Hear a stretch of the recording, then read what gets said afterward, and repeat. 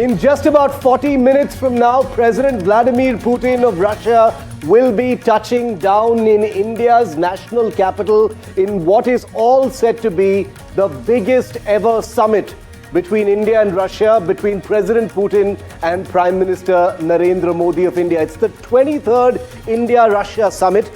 The president is going to be in India for 27 hours. His aircraft will be landing in about 40 minutes. We're beginning our non-stop rolling coverage of the arrival of one of India's most time-tested friends, Russia, at a crucial time in global geopolitics. On NDTV, over the next 27 hours, I promise you a front row seat to what we're calling the big Putin parade, and that's what it's going to be, with ceremonials, agreements, and a huge dose of body language and bromance between these two leaders. But I'm not alone as we kick off our special rolling coverage here on NDTV. Always such a joy to be joined by my friends Padmaja and Vishnu, the three of us. Dramatic entry.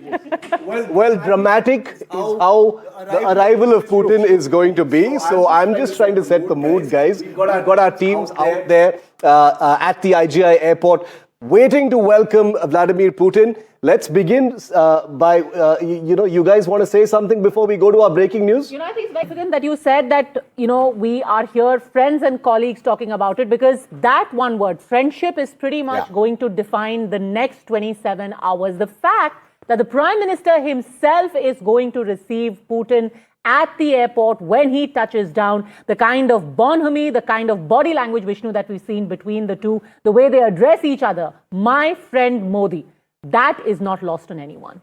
He flies in an Illusion 96 aircraft, Shiv.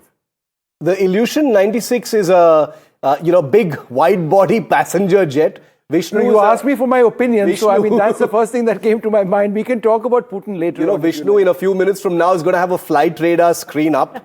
He's going to show you the live arrival of President Putin. Flight radar has put the transponder off, so we are unable to actually...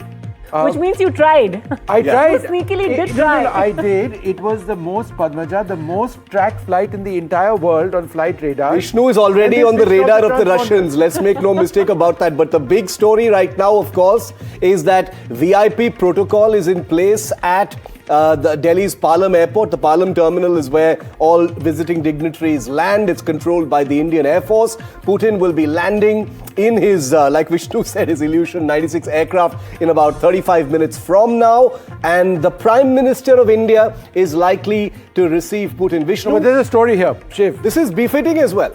No, but the story is a couple of hours back when I reached out to our sources to inquire whether or not it would be the Prime Minister, they were rather cagey about the information and suggested, oh no, but we never heard of anything like this. And I'm thinking to myself, it would probably, Padmaja, have been the befitting thing. But there was a little bit of, we don't know anything. And I realized that they knew exactly what was likely to take place. So there is a strong expectation of the Prime Minister being there, certainly the External Affairs Minister being there as well. But that's not surprising at all. The Prime Minister has an incredible relationship with Vladimir Putin. And I wonder if they're going to ride in the same car. Remember the last picture of the two of them together was that amazing car ride, the two of them. And in fact, all of us were on air at that time as well. And the messaging, the fact that this is his first visit after the beginning of the war, he is going to be in India. The message is going to be sent out to the west. It is going to be sent out to our neighbor in the north as well. What happens at the airport, the hug, the ride, all of that is going to be on everyone's radar, no pun intended. Let's go straight across, in fact, to Aishwarya, who joins us from the Palam technical area. The protocol has already been put in place. Over to you, Aishwarya.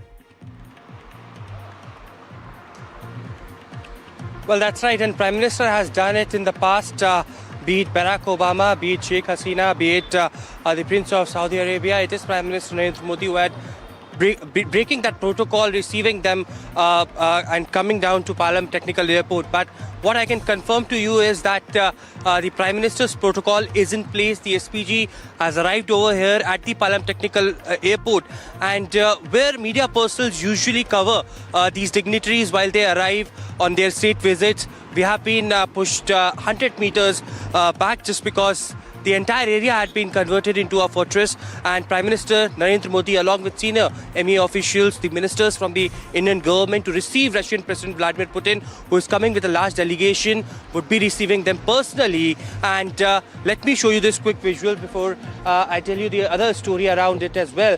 As the complete area has been barricaded, it's been sealed completely for the traffic as well, and there has been SPG in place, Indian and Russian flags all over the entire passage on display. There has been huge posters of welcoming Vladimir Putin that has been on display as well.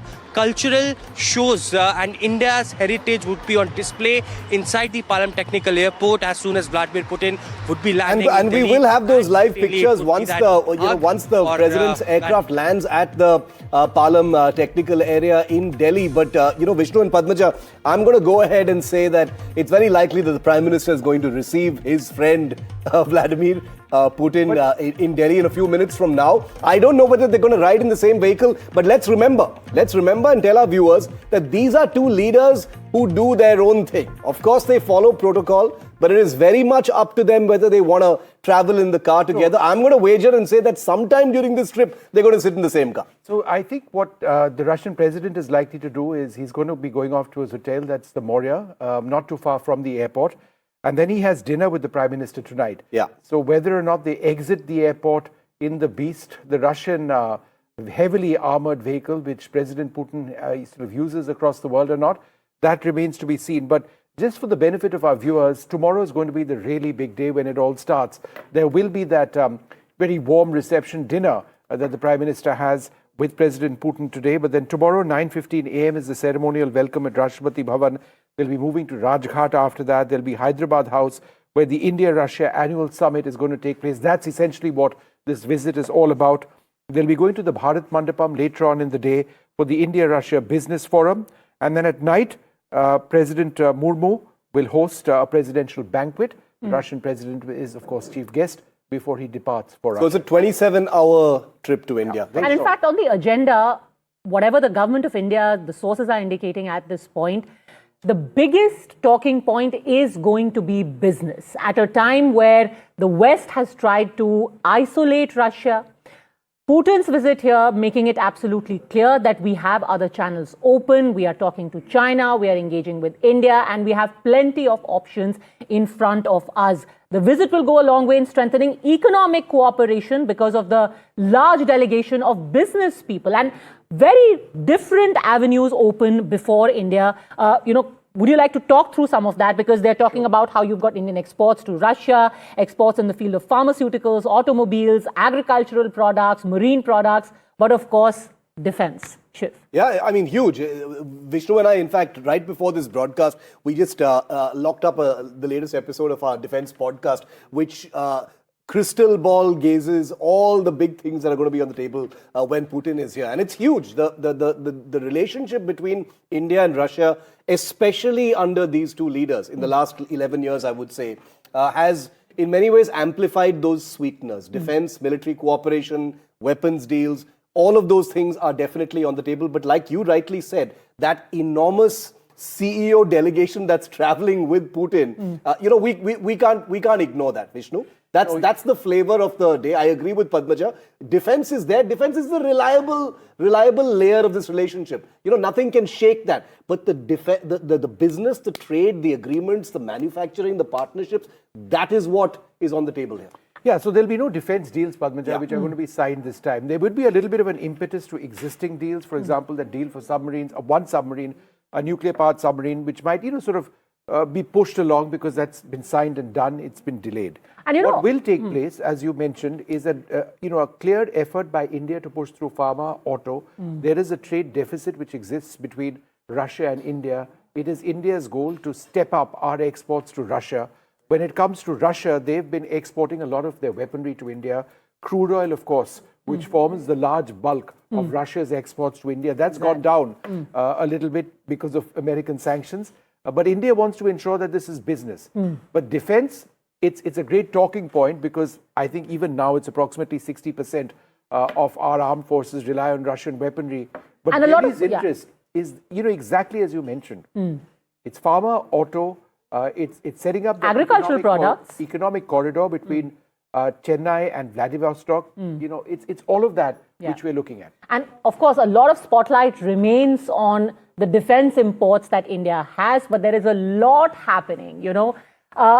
Behind the scenes, all the talks have happened for Russia at a time. And let me also get in our guests at this point. We've got Jayant Krishna, Senior Fellow, Strategic and International Studies at CSIS, is joining us, along with former Ambassador Ashok Sajjanhar, Air Marshal Anil Chopra, Defense Analyst with us, Lisa Curtis, Director for Indo-Pacific Security at the Center for a New American Security and former Deputy Assistant to the President and NSC Senior Director for South and Central Asia in the first Trump administration, and Dr. Brahmachalani, geostrategist and columnist, joining us now. Dr. Brahmachalani, I would like to start with you first. Business. For Russia, this is an important trip. Why? And why is business at the center of it all? It's a good question. And that has very much to do with Russia's growing dependence on China. China has become Russia's critical economic lifeline thanks to Western policies. The West has pushed Russia closer to China through unprecedented sanctions and by isolating Russia from the Western markets. Now, President Putin, by coming to New Delhi, is both signaling that Russia has options beyond China, that Russia will not become a junior partner of Beijing. But more importantly, he's trying to show, by bringing in 75 CEOs from Russia, that Russia is very serious about reducing its economic dependence on China by building stronger economic ties with India. The bilateral relationship between Moscow and New Delhi has largely been concentrated on two sectors, defense and energy. But if what Putin is seeking to do, and this is very much in India's own interest, that this relationship broaden to greater economic depth and actually become a partnership, not just dependent on defense deals or energy deals, but actually the trade and economics become the drivers of the Russia-India relationship. If that were to happen, it would really make Russia more independent of China. Also, it will help India to reduce the trade surplus with Russia. And overall, it'll be good for India's strategic autonomy and also for Russia's own strategic autonomy. So in that sense, I think this emphasis on economic and trade issues is very important. But I think it's also very important for Russia and India to operationalize what I would call a sanctions-proof partnership. That is a partnership that cannot be derailed by Western sanctions. And at the heart of this challenge is to develop payment mechanisms that bypass Western financial controls. It's very important for the two countries to settle their trade more and more in national currencies, but also to institutionalize payment mechanisms that bypass the SWIFT system and the US dollar, because ultimately, if this relationship is to progress and pick up momentum, it's very important that they have payment mechanisms that are sanctions-proof. All right, let me cut across now to Vishnu and Shiv as well, because S-400 has been the buzzword ever since Operation Sindu. Now S-500 also on the table. Why? They'll tell you. You know, this is an incredibly intricate relationship, but this is something that Vishnu and I have been looking at all year long. The S-400 is a missile system that's already in service with India, Vishnu, but the S-500 is something that Putin is pushing towards India. Tell us a little bit about both these systems and why they're so important. So I'm going to walk across to the S-400 that you've got on your side, and just for the benefit of our viewers, this is a system that's done incredibly well during Op Sindur, it was our first line of defense during Op Sindur. It was the system which intercepted incoming Pakistani cruise missiles, some of which were incredibly fast. This is the system, Shiv, which knocked out that Pakistani AWACS aircraft at a range of 314 kilometers, which is a world record. Yeah. So in as much as the S-400 is able to do this extremely well, what you've got or what we've got actually on this side is the S-500, which is still in development, but it is a system which can intercept incoming intercontinental ballistic missiles. They look very similar. It's the missiles and the engagement radars and the long-range radars which are different. An intercontinental ballistic missile comes in at Mach 14 plus, 14 times the speed of sound.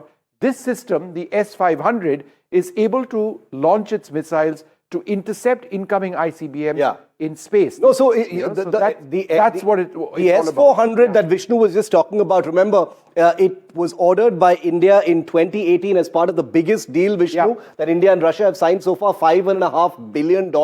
Those missile systems performed incredibly well. They were game changers, as Vishnu said, during Operation Sindu. And that's the reason why India is about to order 5 more. We're going to double our order for S-400s. That'll happen after the Putin summit, of course. But the S-500 is that big game changer that the Russians are now trying to push, which could be a co-production where, unlike the S-400, which was bought off the shelf from Russia, the S-500 could actually be built as part of a joint venture between India and Russia. And talking about... Shiv, just a few, just a few details about the S-400 itself. What you see actually over here on our screens are the missile launchers, right? The S-400 has several missiles that it can actually fire, about 5 missiles. Some which can hit targets at about 40 kilometers, some going up to 400 kilometers. So it's got different missiles for different ranges. It's got very impressive long-range radars and an engagement radar. It's not just this, it's this plus various components, and they're all mobile. No, so, that's what's the big deal. $10 billion in terms of the S-400, many multiples of that for the S-500 mean that defense, needless to say, as Padmaja was saying as well, is the big sweetener of this relationship. But speaking of Operation Sindoor, where Russia actually affirmed what a reliable diplomatic ally it is, take a look at this.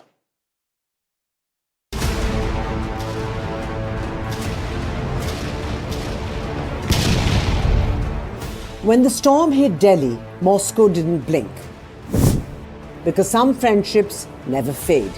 They forged themselves in fire, and in Operation Sindoor, that iron bond showed its strength again. Russia, India's all-weather friend, a partnership older than most of the systems it built. The results were crystal clear on the front line. There were pinpoint strikes as silent shields defended Indian territory. All this while jets roared with intent above. At the tip of the spear was the BrahMos, and during Operation Sindoor, it spoke with devastating accuracy. Targets deep behind enemy lines hit with surgical precision, fast, fearless, and totally unmatched.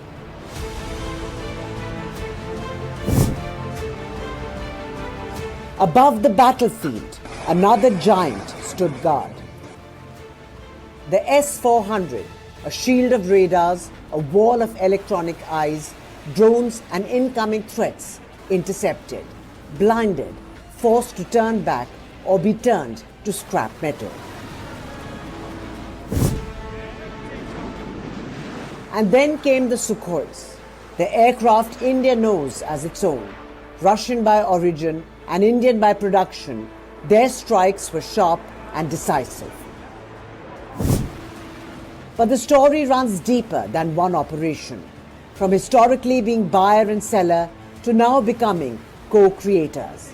Manuals have transformed into shared blueprints and imports into joint technology.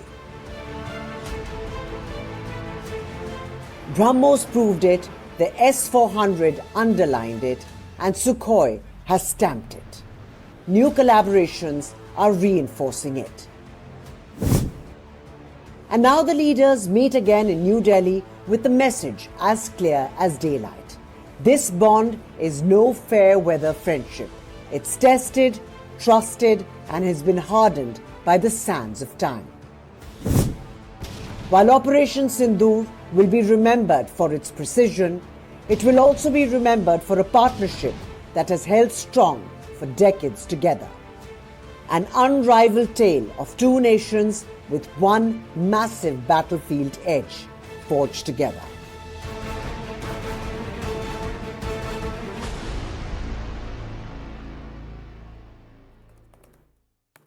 And what we can tell you is that Vladimir Putin's aircraft is about to enter Indian airspace. It's over Pakistani airspace. I'm tracking it on Flight Radar 24. It just flew over Rahim Yar Khan Air Base. A base that India hit during Operation Sindu. Vishnu I wanted to say it. that. He wants to say it. Did you hear that? He just wouldn't let me say it. Anyhow. Go ahead. Joining us now, Lisa Curtis. Lisa, thanks very much for being with us. How would you respond, or how would anybody respond to the argument that given the changes in the relationship between India and the United States, the fact that we've had sanctions, that there have been tensions, there have been rather open disagreements, not least of all about Op Sindoor and how it went, that many in New Delhi would likely feel that, look, at the end of the day, it's Russia which is the most reliable diplomatic ally that we have? Well, I think that's clearly the message that is being sent by this major visit by President Putin to India. I think India is sending a message that, no matter the kind of pressure that President Trump wants to put on India, the tariffs and other, pressure points, that India will value its strategic autonomy, and it will continue to pursue relationships with countries that it trusts and relies on. Unfortunately, I think that this visit will boost Putin at a time that he deserves international isolation. Yep. He's escalating the war in Ukraine. He's threatening Europe with drone incursions and cyber attacks. So it's the timing is very unfortunate because it is going to give a boost to Putin when he shouldn't be receiving that boost. But I think, for India, they have felt pressured by the Trump administration, the tariffs, the high tariffs. And then also, I think there's a sense of betrayal might be too strong of a word, but they're disappointed in President Trump's response to the 4-day conflict between India and Pakistan in May. Whereas the Russian S-400 came through for India, India relied on it during that conflict. On the other hand, President Trump has tried to emphasize his role in the ceasefire between India and Pakistan. So there's been a strong disagreement on the version of events between India and the United States. So I think, all of these factors make this visit very significant. And the real question is, how will President Trump respond to the visit? We don't know. He's fairly unpredictable, but will he notice this visit and will it anger him? Or is there too much going on in the rest of the world that this won't come across his radar? I have a feeling he'll say something. It may not be immediate, may not be during the visit, but it'll come out in some form, manifest either as a Truth Social post or in some kind of action that he might actually take, or even a soundbite. But, this is a special broadcast that we're bringing to you here on NDTV that is split between Delhi and Moscow, from where the president's aircraft took off a few hours ago. It's about to land. It's going to be landing in a few minutes from now, and we'll be live at the Palam Airport in Delhi for that arrival. But I want to very quickly take you across to Dasha Chernyshyova, who joins us live from Moscow. Dasha, welcome to our coverage. Thanks for being with us. The big summit begins tomorrow, Dasha, but tonight, just after your president arrives, there's a big private dinner with Prime Minister Modi. Absolutely, and we have heard the Russian president ahead of this trip telling the Indian media that there is some sort of personal bond between himself and Indian Prime Minister Narendra Modi. So certainly this is something that will be followed, and the Russian president is going to India with a very clear understanding that India is a long-standing partner of Russia, be it in the bilateral relationship or the international track. They are partners on numerous organizations, including including BRICS, something that has emerged to become even greater important over the past couple of years, since Russia has been finding itself in a different position from the West and looking for the partners elsewhere, especially in the countries of the global South. And this relationship is certainly something that will be only serving to boost the bilateral ties that these two countries have. You know, Dasha, it's been less than 4 months, and this is the second meeting that's going to take place between the two of them. Are they going to carry forward some of the momentum from their earlier 45-minute chat that they'd had? And we're going to see that not just in the engagements tomorrow, but also the talks that take place privately today. Yeah, precisely. But we have to keep in mind that this is a very long-standing relationship, and the expectation is that it will only be getting deeper. Now, the Russian president is going to India with a very clear agenda. They want to extend the portfolio of their trade relationship, because so far many have been saying that it is sort of unbalanced. They want to balance it out.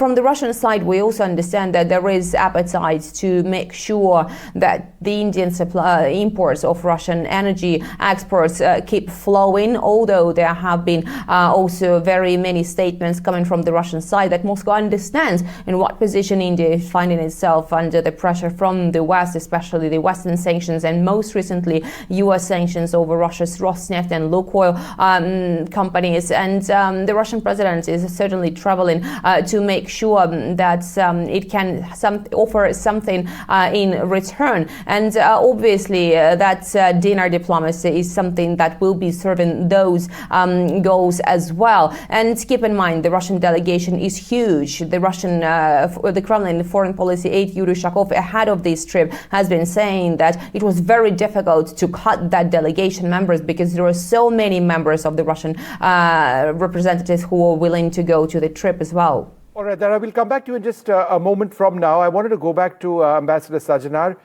Before I come to him, President Putin's flight is now over Indian airspace. He's over Rajasthan on the stage. He should be in Delhi, landing in the next couple of minutes. Ambassador Sajjanar, on the oil front, we were among the largest importers of Russian crude till just a few weeks back. Then, of course, America sanctioned Russia, as a result of which it became unviable for our oil importers to continue with any large-scale import of Russian oil. Is there a sense that India will return to importing Russian oil, assuming the war in Ukraine comes to an end?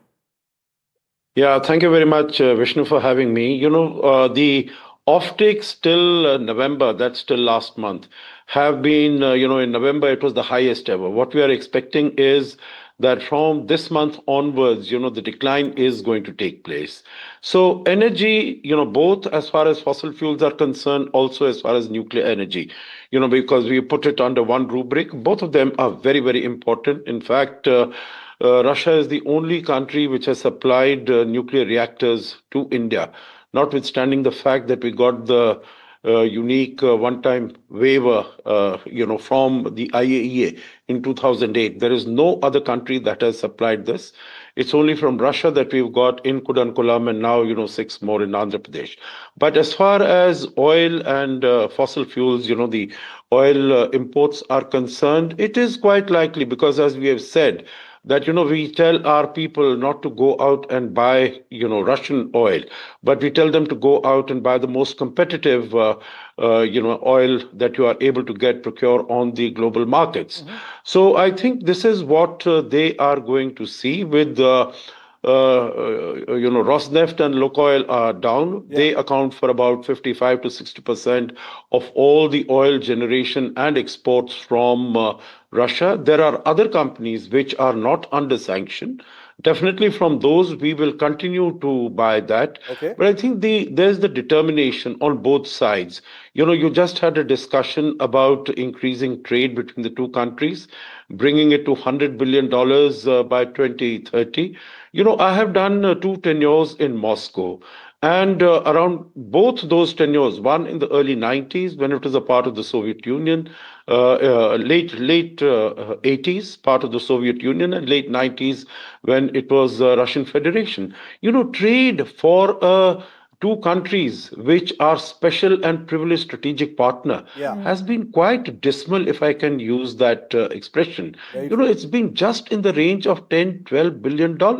You compare it to what we have with China, more than 100. You compare it what we have with United States, about 200, and so on and so forth. So right now, the impetus, the boost that has been given is due to the import of oil and fertilizer and vegetable oil that we are getting from the United States.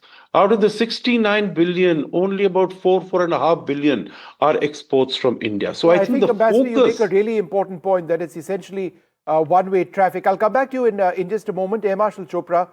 Just wanted to tell our viewers, Vishnu, that those are live pictures that you see on your Palam screen right now from the Palam airport.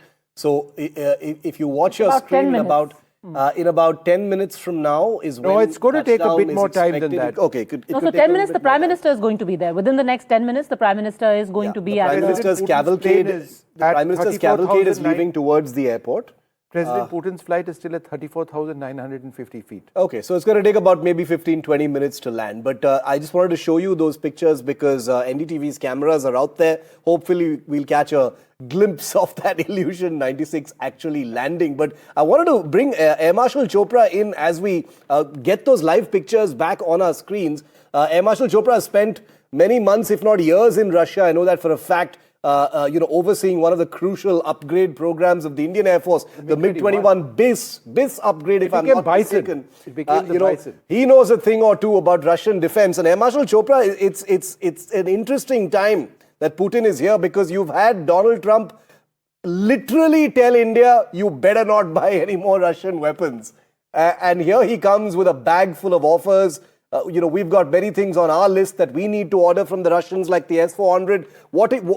Minutes before Putin arrives, what's your take?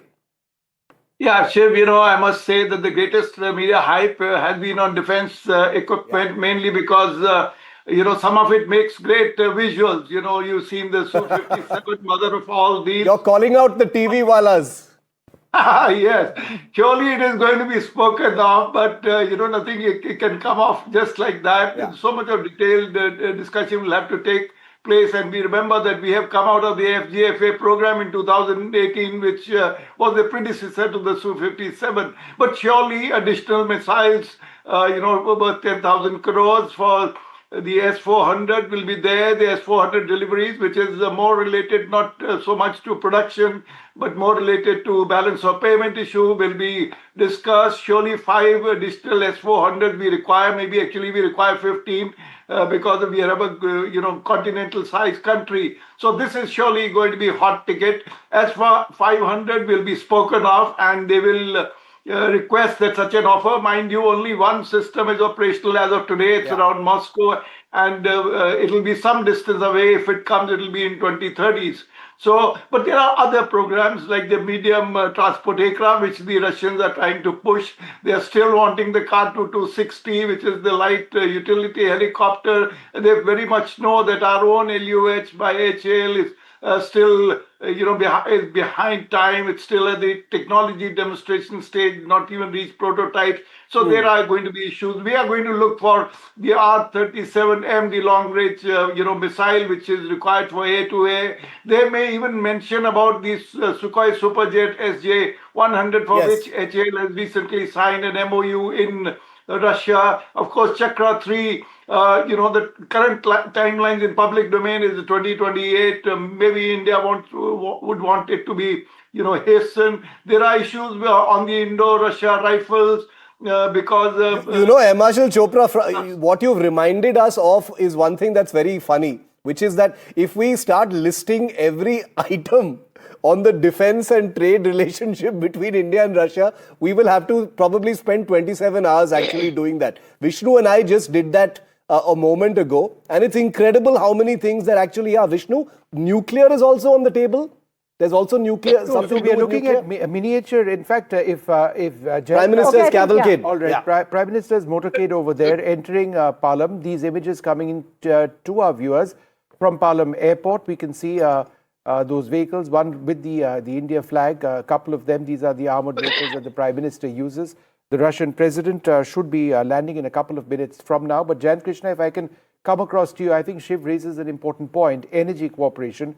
And we're now talking about modular and small-sized nuclear reactors. We've seen Russia lately have a big role in the Kudankulam nuclear plant. Do you expect to see any developments in energy cooperation? See, one thing is very clear, Vishnu, that, I think India has been the largest crude oil importer, perhaps second largest after China from Russia. But, after the American sanctions against a few Russian companies, this slowed down a bit, even though the overall offtake in November was higher than the earlier month. So I think, they need to figure out that, how to not to stop or not to slow down the crude oil import from Russia, these sanctions notwithstanding. I think that's very important. But I think more than the crude oil, I think it's the overall trade deficit which India has vis-a-vis the international trade between Russia and India. I think that's very important. This deficit in favor of Russia and against India was about $3.4 billion in 2020. Now, last year, full year that we have the data of, it rose to $63 billion. I think this in today's day and age, is not acceptable at all, because India typically imports, defense equipment, oil we just talked about, fertilizers, edible oils, and so on and so forth. But there's hardly any critical mass in any of the products that we export to Russia. I think that is something which, and fortunately with Russia, we do not have as many tariff barriers, but there are more of non-tariff barriers which are troubling India. Otherwise, products like pharmaceuticals, garments, textiles, shrimps, and other marine products, I think there is even farm products, there's no reason why India should not be exporting it big time. And while it may not be on the agenda, but I think somewhere it will also be discussed that shouldn't India have a free trade agreement also with Russia, the way we have just concluded with UK, with UAE, with Australia, and also discussing with European Union. I think this is very, very important. Otherwise, no matter how much we talk about the relationship, time-tested one, a historic one, a great one, but there's a complete imbalance. Half a second, just give me 1 second. Just want to edge in. Yeah, go ahead, we've been talking about how India is trying to bump up its trade with Russia. How is America going to take that? Because that really is going to be the next big question. India is unimpressed by any pressure that has been put on it so far. What kind of reaction do you foresee from America? Is that the question to me? Yeah, that's right. Yeah. So, one thing is very clear. India can't keep on laying all eggs in the American basket when it comes to exports from India to the US, right? It just can't happen, right? We have seen that, how unilateral and a partisan levy of, import of duty of tariff of 50% has been levied. And half of that is because of India continuing to import crude oil from Russia. So I think no matter what America feels, frankly, India should not care beyond a point. I'm not trying to say that our relationship with the US is not important. It is important. US is the second largest trade partner for India, and US is the country where we get the maximum amount of FDI. But it does not mean that we will develop that and further that relationship at the cost of our relationship with other countries. That cannot happen, just cannot happen. But I think areas more than the trade imbalance between India and Russia, another thing which is very important is there's hardly any foreign direct investment that we get from Russia. I think that is also very, very important. No, all of these things are going to most definitely be discussed. They are being discussed. Like you said, a trade agreement between India and Russia definitely on the table. Huge potential for what to achieve between these two countries. As Ambassador Sajjanar said, live pictures of the Prime Minister's motorcade reaching the Delhi Palam technical area. This is the VIP portion of the Indira Gandhi International Aerodrome, which is controlled by the Indian Air Force and the VIP squadron that operates from there. That's where VIP dignitaries land. It's a special arrival area where the Prime Minister of India, who has just arrived, as you can see in these pictures, Padmaja and Vishnu, he will be there. So, like we first reported earlier this afternoon, this is not disproportionate at all. This is a relationship that India takes, preeminently. It's an important personal relationship between the two leaders as well. So I'm not surprised even slightly that the Prime Minister... Let me ask you this, Vishnu. How is this decided? Because it's the kind of protocol that is accorded to which visiting dignitary. How is it decided that, so-and-so will be received by the MOS External Affairs or the External Affairs Minister or the Prime Minister himself? So in the case of most leaders, Padmaja, there is a minister in waiting, and that doesn't have to be the Minister of State for External Affairs or the External Affairs Minister. It's a designated minister who comes and greets the visiting leader. But in the case of important relationships and ones where there is a personal equation, you do see the Prime Minister very occasionally making this gesture. It's actually a gesture of friendship. And I can tell you that this is something that's not necessarily planned out well in advance. It happens reasonably spontaneously. The Prime Minister chances are Mr. Putin won't know that he'll be received by the Prime Minister. When I reached out to my sources about 4 hours back, and I said that, is there a possibility of the Prime Minister, sort of being there? Their answer was very simple. Vishnu, we don't really know at this stage. Why do you ask? And I said, well, it does seem to be likely, don't you think, given the relationship? And then, they said they'd get back and they never did. And now we've got these pictures. We've got Maxim Oreshkin. He's Deputy Chief of Staff of the Russian Presidential Executive Office. Maxim, welcome. Your president's going to be landing in just a few minutes from now. The Indian Prime Minister has arrived at the airport. Anything on your mind, anything you want to say about this big visit right before the President of Russia lands? Hello. We have a really interesting business forum which happened already today. We started in the middle of the day, and we discussed opportunities for India's business to come to Russia to export goods and services, because we believe that this is the key element of discussions that will be happening tomorrow, how to increase India's exports of goods and services towards Russia. And we believe that there is a lot of opportunities on that, because India is already a third largest economy globally. Russia is the fourth largest economy globally. But the volume of non-energy trade is not in line with the sizes of those economies. So we need to solve system problems. We need to increase communication between our businesses in order to get to much higher volumes of India's export to Russia.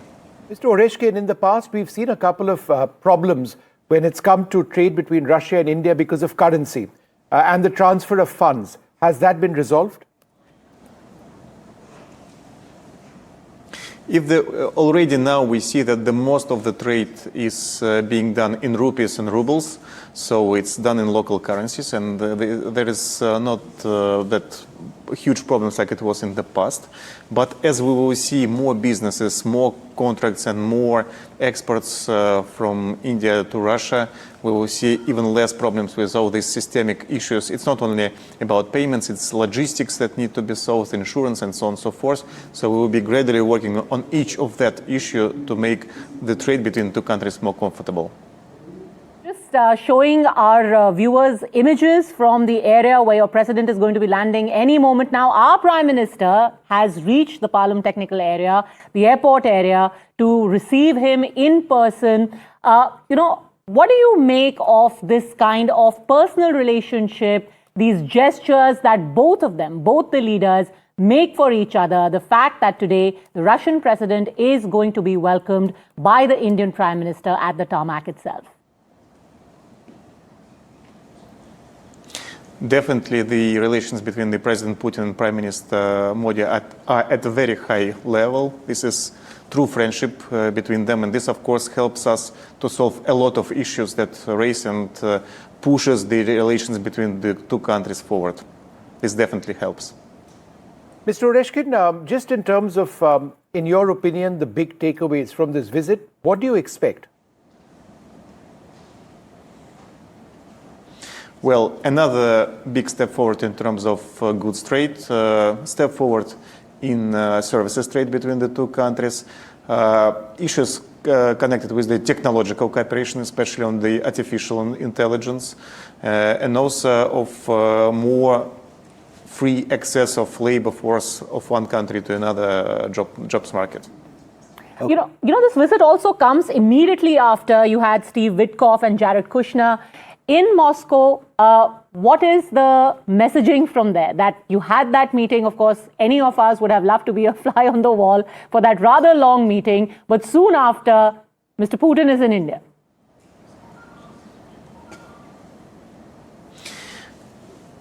I believe that there will be a lot of themes to discuss between the President Putin and Prime Minister Modi. Definitely, they will have extensive discussion, I believe, of all global issues. But I'm here to discuss business opportunities between our countries, and we are doing a substantial progress in that area. Okay, Maxim Oreshkin, appreciate you giving us your time right before the President of Russia lands.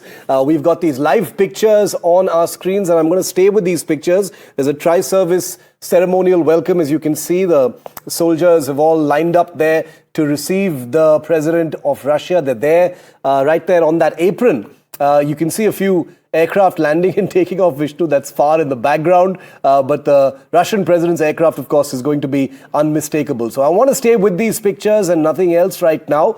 Vishnu, a tri-service welcome for the president. The Prime Minister will, of course, also be there on that carpet to receive his friend Vladimir. No, absolutely. And if I can just request our PCR to bring up flight radar so that, our viewers know where exactly this aircraft is. Just a couple of minutes away. It's the most tracked flight in the world, which is why we want to track it as well.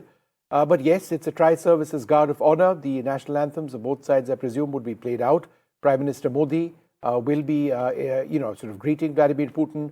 I think Shiv raised an interesting point earlier on. I think it was Padmaja who raised this point earlier on that, will Prime Minister Modi get into the vehicle of the Russian president? The Russian president usually travels in his own vehicle. It's called, well, like the American president's car, it's called the Beast in a sense, but it's a Russian vehicle, heavily armored.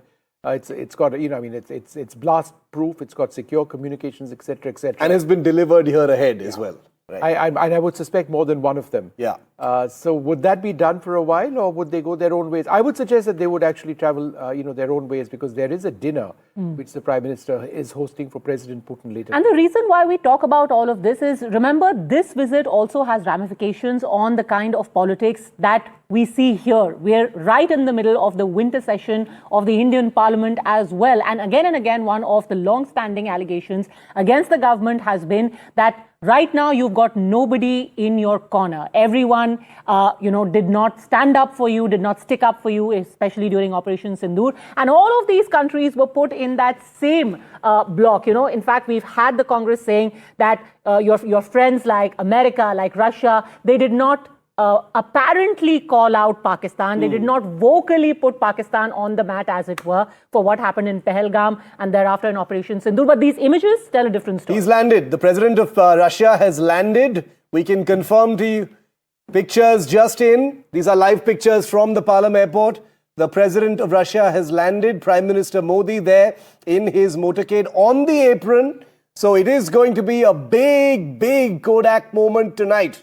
The Prime Minister is there in person. These are the first pictures of Prime Minister Modi at the Palam technical area. So that settles that. Vishnu and Padmaja, he's going to be there on the apron. Expect hugs and handshakes as well on the red carpet as the Russian president gets out from his Ilyushin 96 aircraft. I'm still wondering whether they're going to travel in the same vehicle. You never know with these two leaders. Let me put it out there. You never know with the both of them, because they share a bond that is quite rare, quite unique.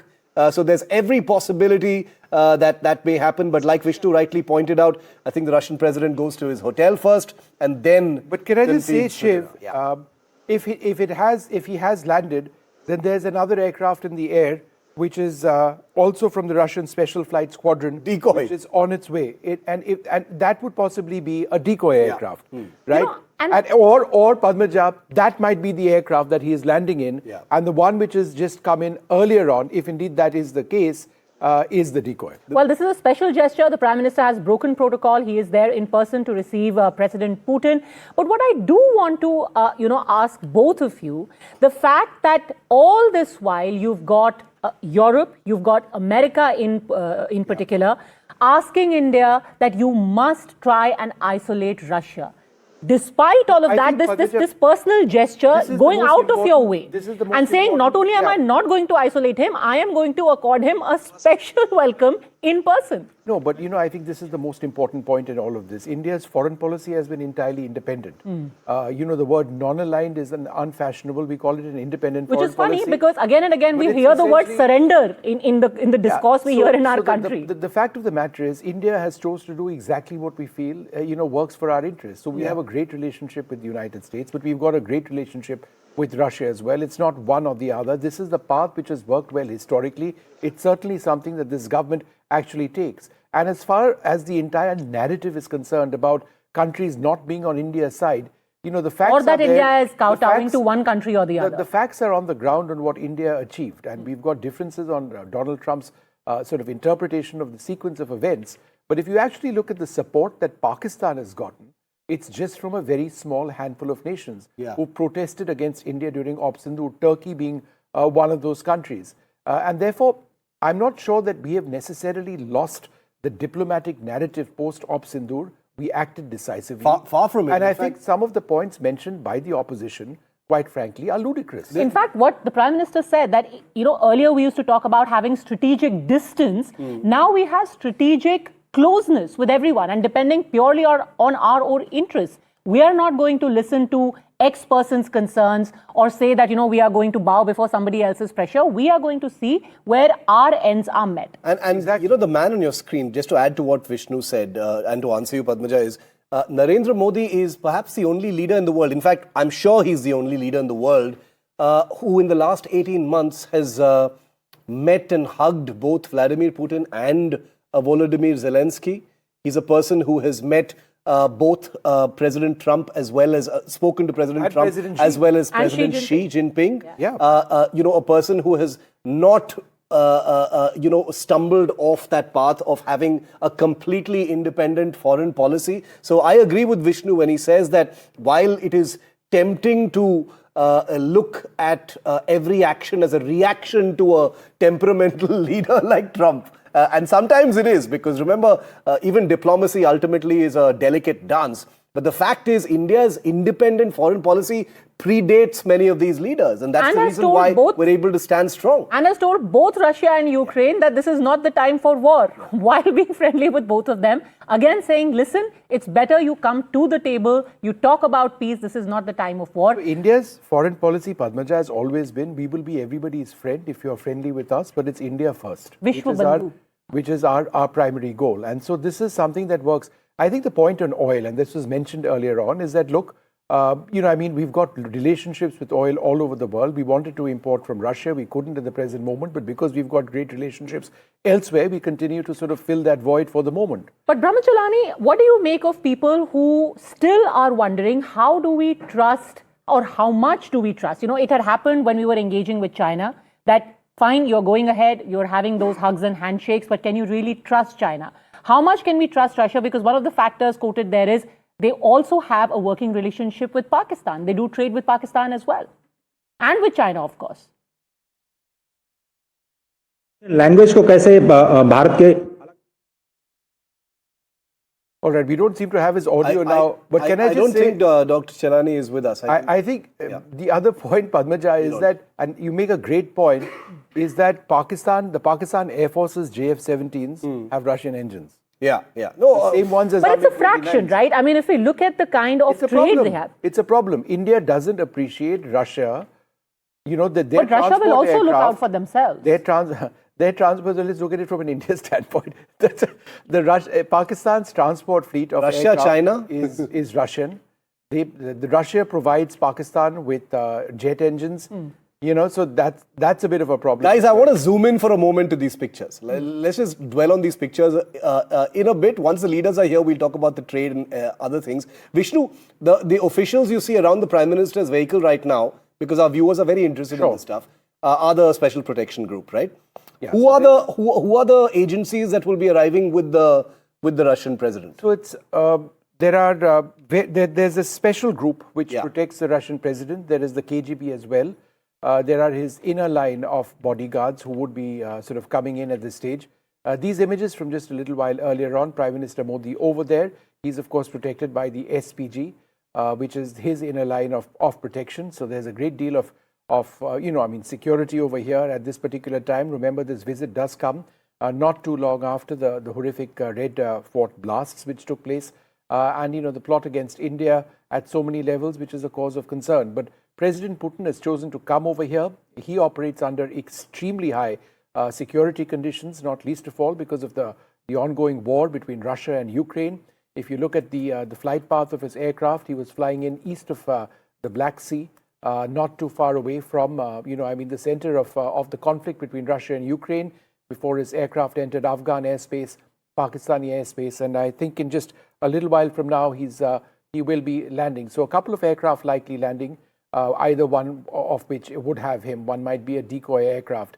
But the Prime Minister, in this very rare gesture, it is quite rare, it's infrequent, it's not that he's not done it before, sort of sending out a strong message of friendship, sending out a message where he sort of lets everybody know about the warmth of this gesture. Now, how will America look at this? How will certainly European countries?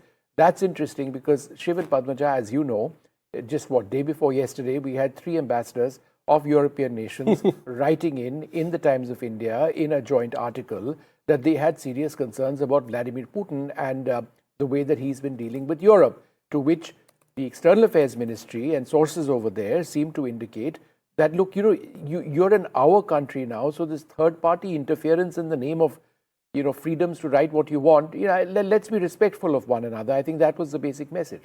Padmaja? Absolutely, but it was interesting. You can also look at it from the prism of, well, in India, you do have the right to free speech because you had a very, cogent rebuttal or a response to that coming from Russia as well.